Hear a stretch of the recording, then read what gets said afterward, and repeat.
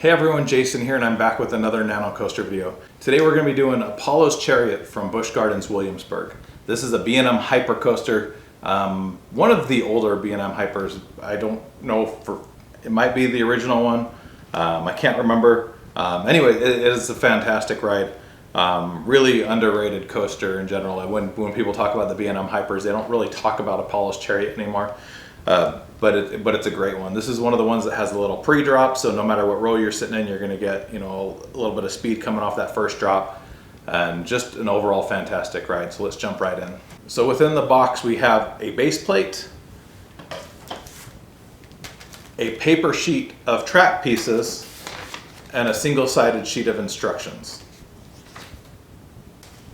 So the first step with any nano coaster is going to be to remove this brown paper backing off of the base plate. This is a very narrow base plate, just a simple out and back B&M hyper. So to peel this off, you're just going to put your finger underneath each of the little brown pieces and peel them away. On the top you have the full track layout etched into it, so you're going to have to peel this away in multiple pieces. But underneath it should peel away just in one piece.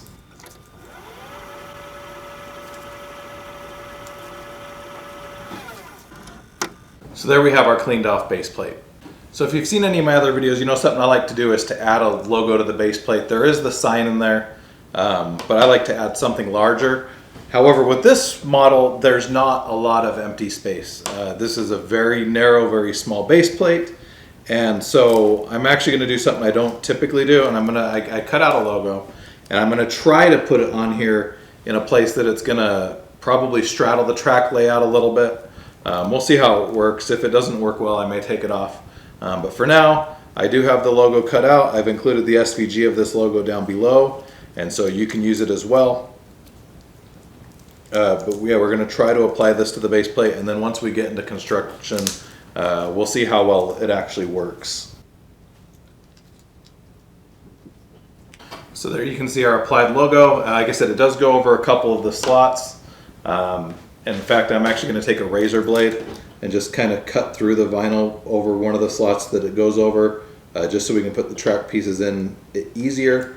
I don't know how it'll look. This is something I like to have. It's not a requirement. It's not included with the kit. Typically, there's at least somewhere that there's room for a logo. This one is not a model like that. So typically with a nano coaster, the next step is to cut out the track pieces. However, this is actually an older style nano coaster. So when the nano coasters first came out, the track pieces were already cut out. So the easiest way to open this, I found, is just to open the end of the plastic and then peel off the top of it. The cardboard does not pull out very well, mostly because there is adhesive on it. There's two adhesive strips on it that hold all the track pieces down.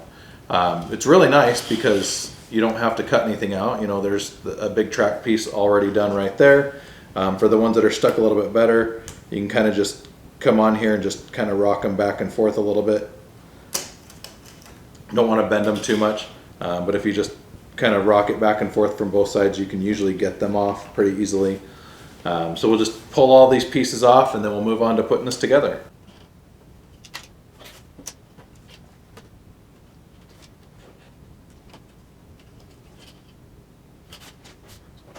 So now that we've pulled all the pieces off, hopefully you have them mostly straight. You can see there's probably a little bit of warpage here in mine.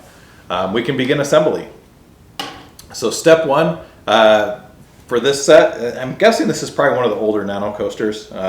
So it actually tells you for step one to peel the paper backing off both sides of the sheet. That's not typically included in the instructions. It's something you should do, or it's usually included as like an afterthought, but not like as an actual step.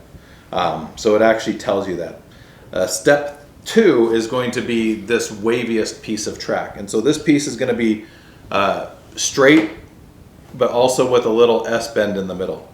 And so we're actually going to start up here on the flattest edge of the base plate, and there's going to be two small tabs that are going to fit in there.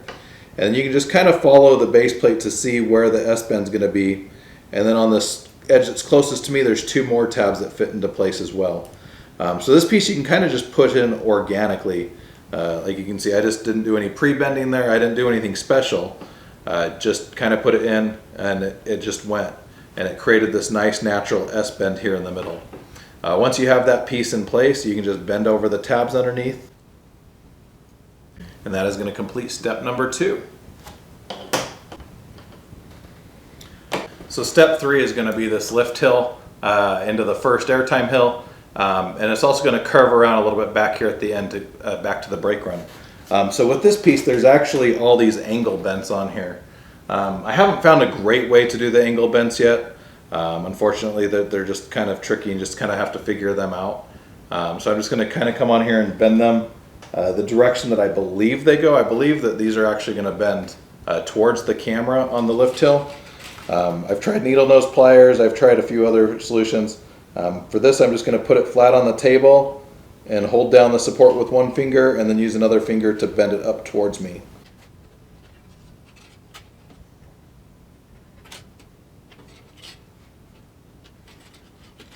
So that's kind of what the angle bends look like on the first lift hill and the first drop. There's actually 3 more here on the airtime hill that actually have to bend the opposite direction. So once again, not a great way to do this, but I'm just going to kind of come in here and just bend them with my fingers. They probably won't be perfect, but I think in the end it'll probably look fine. And so there's all of our angle bends. So all of our angle bends are bent into place, and so now we'll just kind of come here to the end where the lift hill is, or the airtime hill is, and drop those 2 tabs down into place. This is where I had to cut through my logo a little bit, so I might have to press a little bit harder on that one, just because there is some vinyl and stuff in there. But we can just kind of press down and bend over the tabs. Then we'll just kind of continue backwards. First drop, lift hill, and line each of these up and just drop them down into place and then bend over the tabs underneath. And then back here at the start, before I bend over the tabs underneath the lift hill, I'm going to bend this back around back into the brake run and line that one up as well. Just make sure that it's all lined up nicely. Once again, just finish bending over each of these angle brackets underneath, or bend over each of these tabs underneath. And then I'm going to come back up on top with these bends and just make sure that they're kind of where I want them to be. You want to make sure they're kind of evenly spaced, kind of straight, maybe angling down towards the base plate. They're probably not going to be perfect, like I said, but that is going to complete step number 3. So step number 4 is going to be this piece here. It's going to continue off of the other end of the first piece that we did. And so this one's going to have just a slight bend.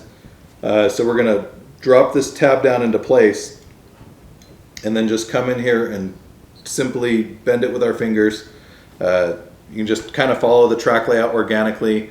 Bend over the 2 tabs underneath, and that is going to complete step 4. Step 5 is going to be this piece here. It's going to be the turnaround on this coaster, and it also has 3 angle bends on it. So just like the last piece that had angle bends, I'm going to bend these up, and I believe they go inside. It probably doesn't matter 100% what way you do it. I mean, if we're talking accuracy, I believe that they bend up, so they're on the inside of the circle, probably adding extra support for the coaster. But I'm going to bend them up like that, and then we can come on top, and this one we may have to do a little bit of bending. I'm going to just kind of put my finger between these first 2 supports, and I'm just going to wrap this kind of around my finger, kind of make a circle. This is going to wrap around and then hop over the last track piece. I'm not getting the bending perfect by doing it this way. But it's given us a starting point to where we can at least hook it into the base plate. Once I have it kind of pre-bent into a spiral like that, we'll just come onto the base plate and line up each of the tabs and push them down in. And then continue around coming out of the spiral. And then bend over the 4 tabs underneath to hold it. And then this piece especially needs a little bit of extra shaping here. From up above. Just the way I did it, it didn't line up, but we can just come up here and simply shape it. Looking at the picture, it looks like the angle bends are supposed to go inside the turnaround. Really, it's not as far off as I thought it might be. But that is going to complete step number 5. So step number 6 is going to be this final piece of track. It also has 2 angle bends. These are going to bend out. This also has something that I've never seen before. Typically with these wider tabs that have to go down into the base plate, they're only in straight sections. I don't think I've ever seen one curved before.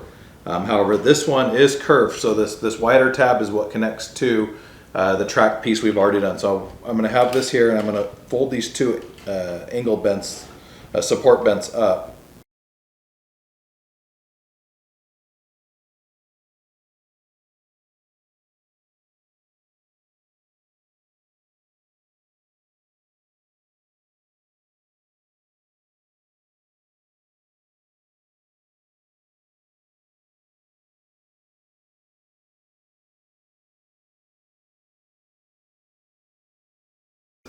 First we have the station building, which is always these little house buildings.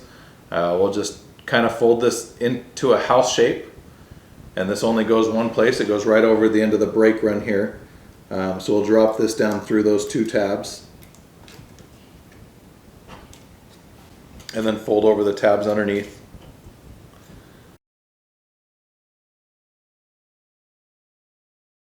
And then there's 1 empty slot left on the base plate, so that's got to be for the sign. So we'll put the sign there, fold over the tab underneath, and fold it backwards. So if you've seen my other models, you know that I like to add an adhesive felt bottom to the bottom of each of these kits. These tabs, they can snag on things, scratch surfaces. So to do this, I have a sheet of adhesive felt here that I got from Amazon. This is just a scrap from another coaster. So I can basically come on here and just kind of trace around it, and then grab my scissors and cut about 1/8 of an inch inside of what we traced in order to apply this to the coaster. You don't have to get it exactly right. I like to have it a little bit inside just so that it's not overhanging at all. So about 1/8 of an inch is right. It does stretch a little bit as you're applying it, especially a very narrow piece like this is probably going to stretch quite a bit. But I'm just going to quickly cut around about, like I said, about 1/8 of an inch inside the entire border, and then we'll apply it.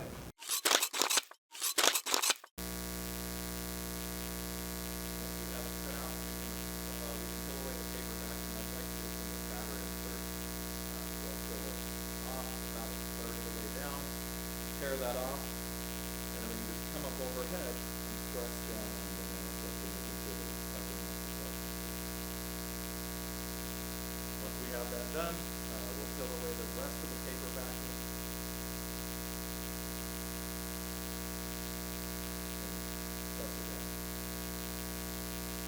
It's lashing out our top bottom, slides this around really nicely now. Really clean looking model. Really simple model to build. This is available from Busch Gardens Williamsburg for $49.99. I believe it's also eligible for a pass holder discount. I also believe this was the cheapest nanocoaster, if I remember right, from the park. But it does say $49.99 on the box. I believe the next two I'm doing will both $54.99, but I'll verify that when I do this video. Overall, though, it's a great model for a great coaster. If you like this video, make sure you hit the thumbs up button down below. If you want to see more nanocoaster videos, make sure you hit the subscribe button. Thanks for watching, and have a great day.